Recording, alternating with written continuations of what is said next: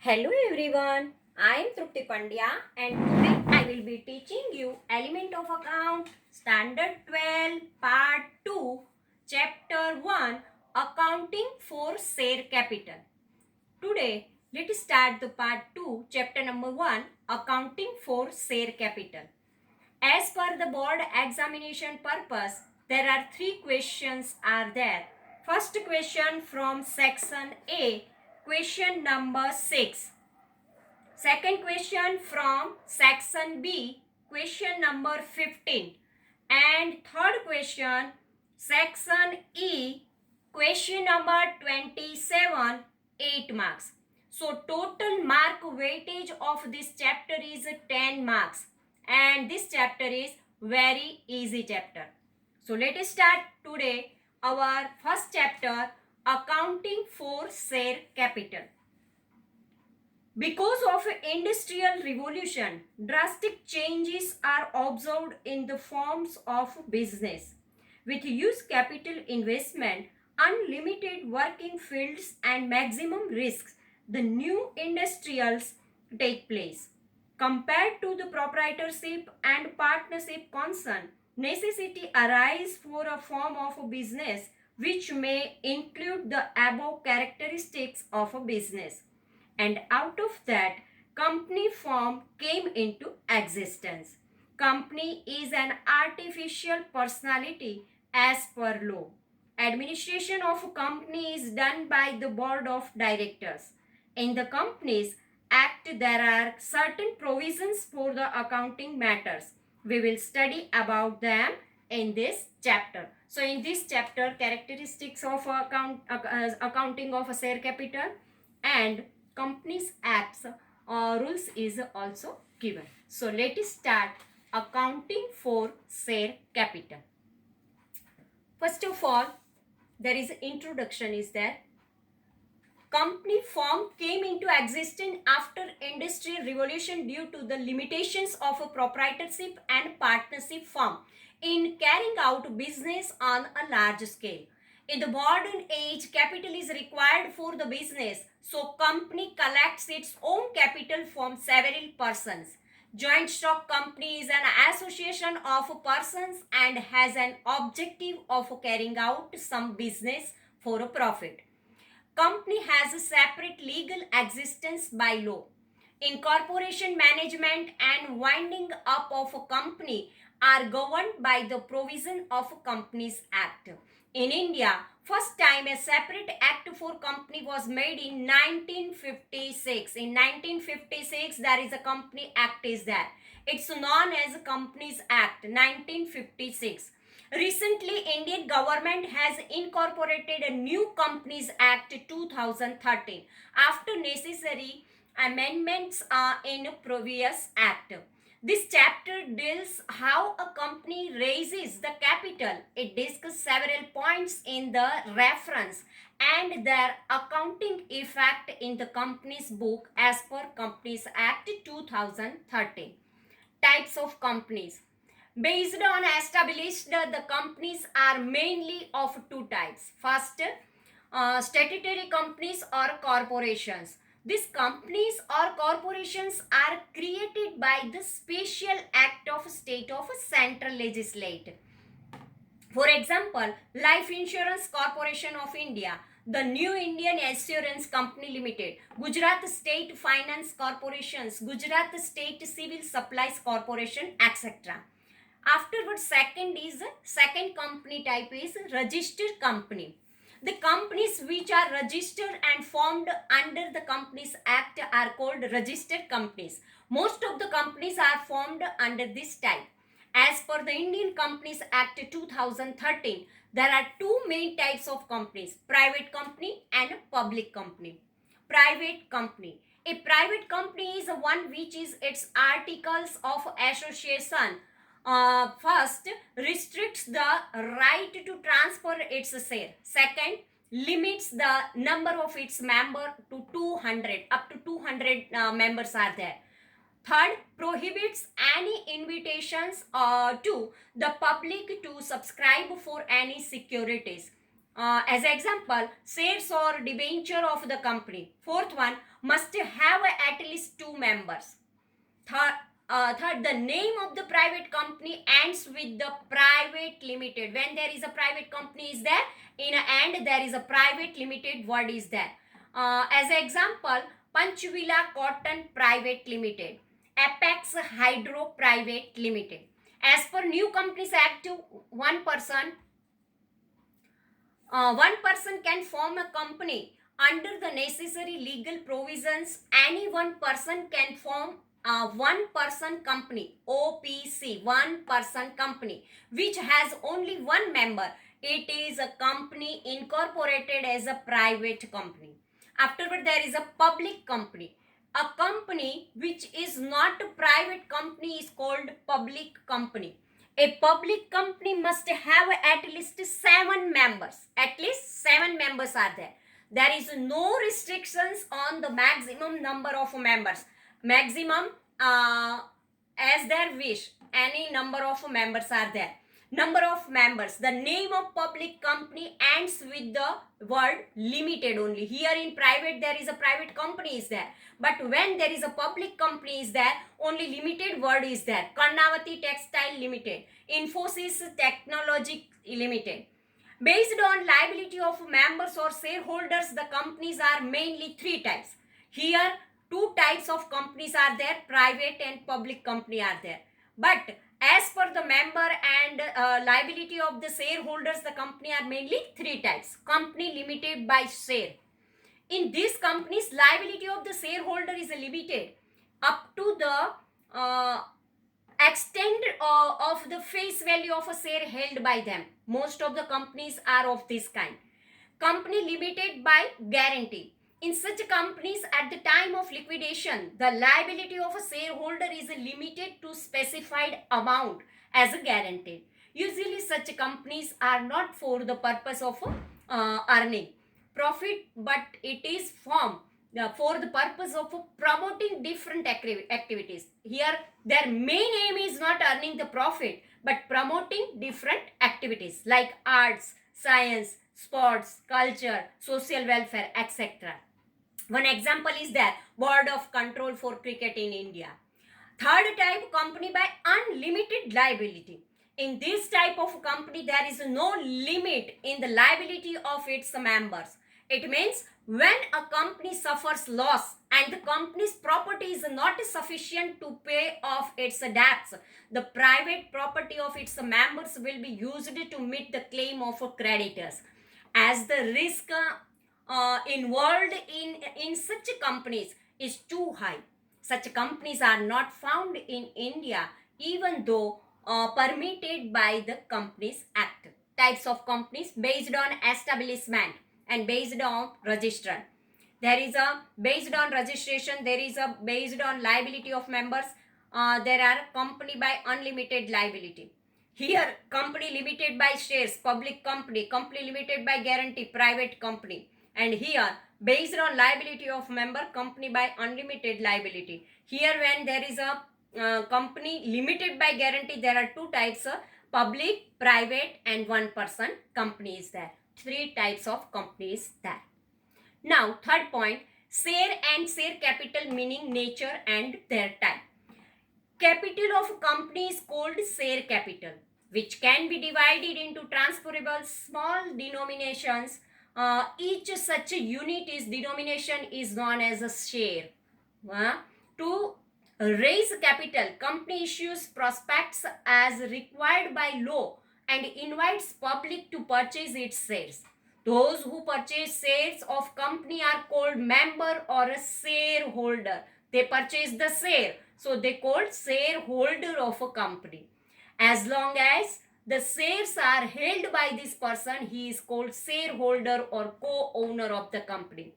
For a shareholders who has purchased or is in possession of the share, indicate the proportion ratio of his ownership in the company. Each share is allotted a distinctive number.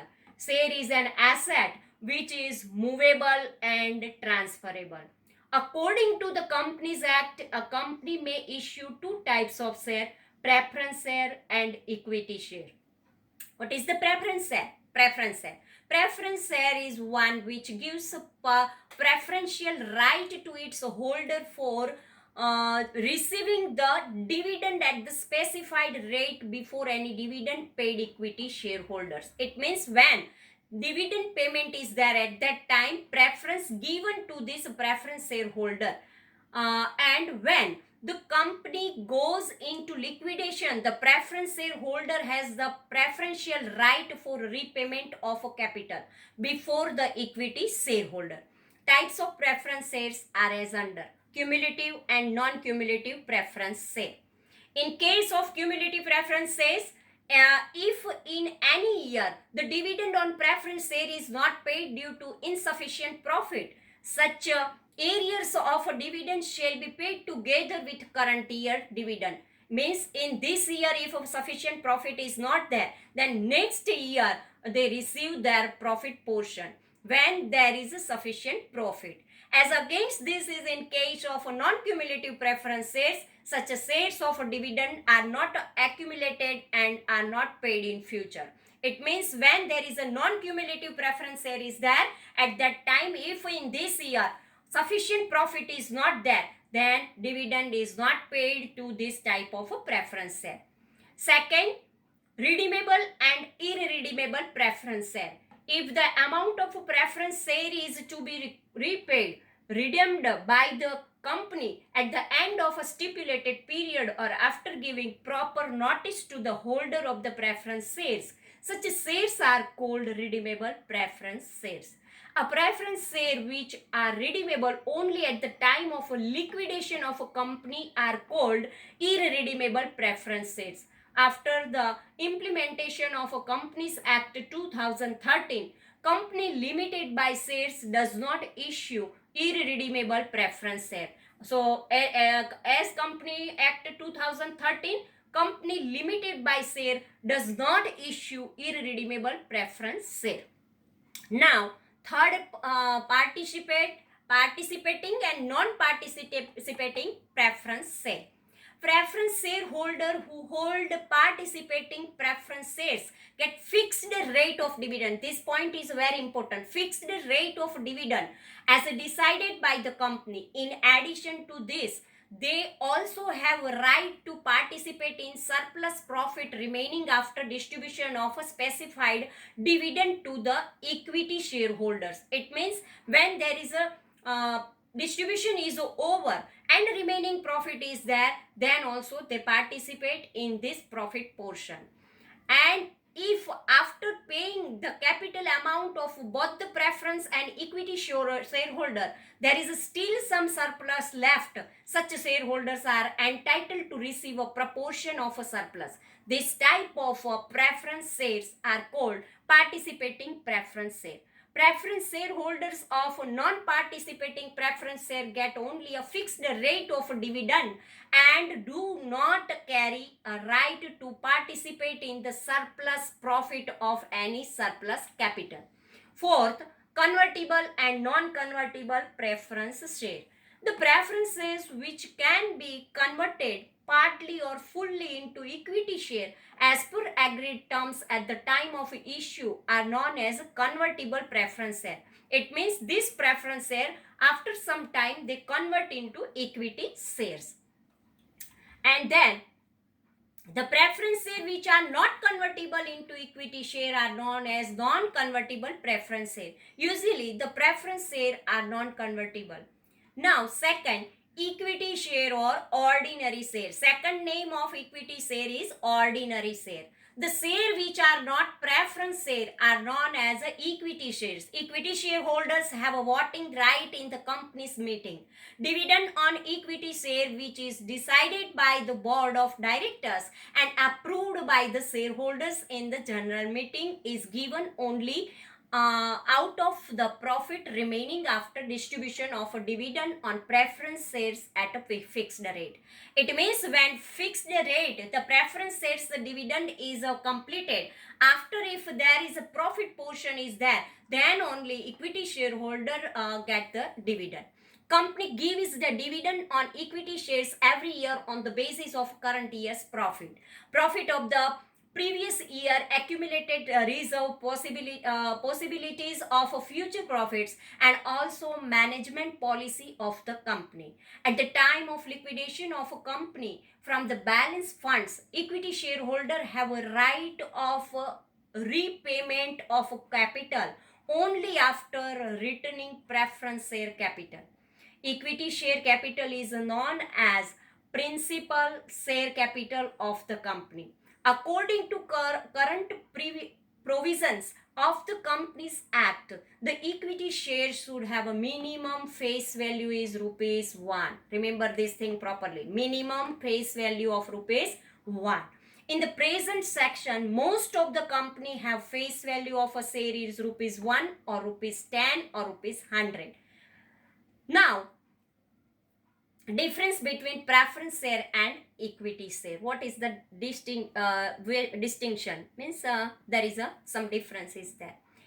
Basis of distinctions. Rate of dividend. Dividend on a preference share are paid at fixed rate. The rate of dividend on equity share is not fixed. It may vary from every year to year depending upon the availability of profits. Second, areas of dividend. If dividend is not paid on cumulative shares in any year, the areas of dividend is paid against company's profit in future. Areas of dividend on the equity shares cannot be accumulated, and so it is not paid against company's profit in future. Third, preferential right as to the payment of a dividend. They have to right to receive the dividend before any dividend is paid on equity share. Payment of dividend on equity share is made after the payment of a preference dividend. Fourth point, preferential right as to the payment of capital. Preference shareholders have a right to return the preference share capital in the case of winding up before any capital is returned to equity shareholders. Equity share capital is paid only when preference share capital is paid out fully. Voting rights. Preference shareholders do not have any voting rights. Equity shareholders have voting rights. Sixth, right to participate in a management. They do not have a right to participate in a management of the company. Equity shareholder have a voting rights. They have a full right to participate in management of a company. So this is the difference between the preference share and equity share. Now, types of share capital. Authorized, nominal or registered capital. The maximum amount which a company can accumulate by share capital during its lifetime, it called authorized share capital. It is stated in the memorandum of association and also stated at the time of registration. Hence, it's called registered capital. If there is a need to increase the authorized capital of a company in future, the same can be increased by passing a resolution in the general meeting of shareholders of a company and also as per provision of a Companies Act.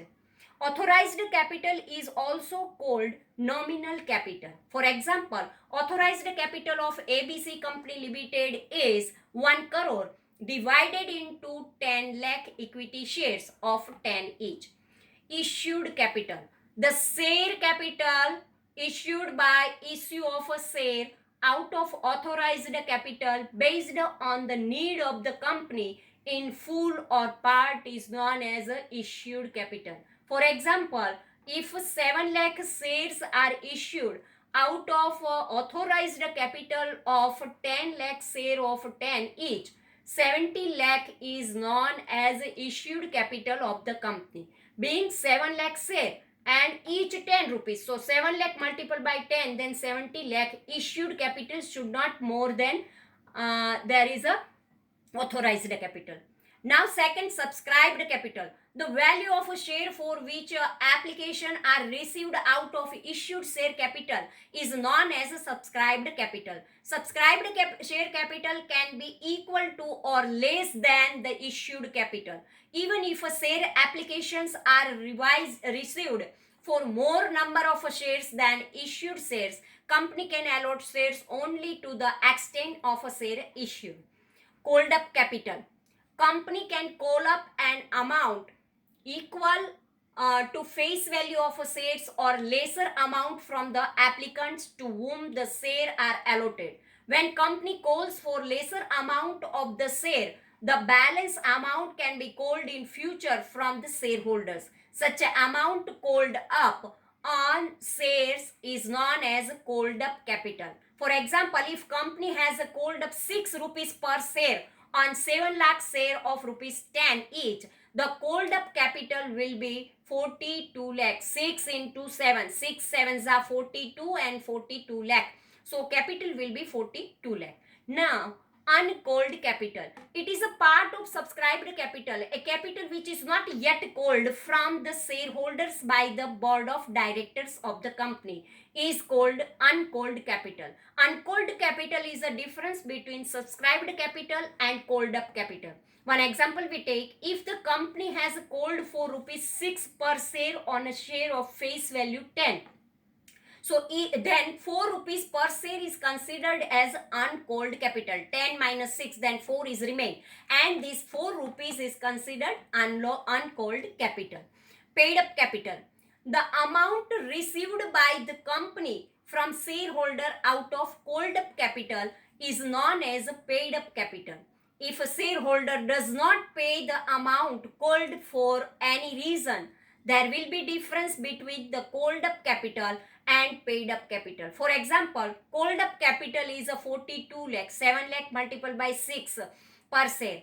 If the shareholder holding 1000 shares could not pay first called money of rupees 2 per share, then paid up capital shall be 41 lakh 98,000, because 42 lakh minus 2000, 1000 multiplied by 2, 2000 rupees not paid by the shareholder. So now 41 lakh 98,000, it is a paid up capital is that. Now reserve capital, when management of the company feels that the called up capital is sufficient for the business requirement of the company and no further capital is required in future, the uncalled capital is converted into reserve capital by passing special resolutions in the meeting of shareholders. Capital so reserve is known as a reserve capital. Such a reserve capital can be called up from shareholders only when the company goes into liquidation. Special resolutions passed to the effect can be cancelled, cannot be cancelled. Now, classification of a share capital. Authorized capital, there are two parts, issued capital and reserve capital. In issued capital, there is a subscribed capital. In subscribed capital, there are two parts, called up capital and uncalled capital. And in called up capital, there is a paid up capital also there. Now, capital reserve. Capital reserve are those reserves which are created out of capital profit. Capital profit are those profits which are not earned in the normal course of the business. These reserves cannot be utilized for the distribution of a dividend. Following transactions give rise to capital profit, which is to be transferred to capital reserve. First, profit on sale of fixed asset, profit on revaluation on of a fixed asset. Third, profit prior to incorporation of company. Fourth, premium on issue of a share and debenture. Fifth, profit on reduction of a debenture. Sixth, profit on reissue of a forfeited shares. So, this way, up to capital reserve we completed. Thank you very much.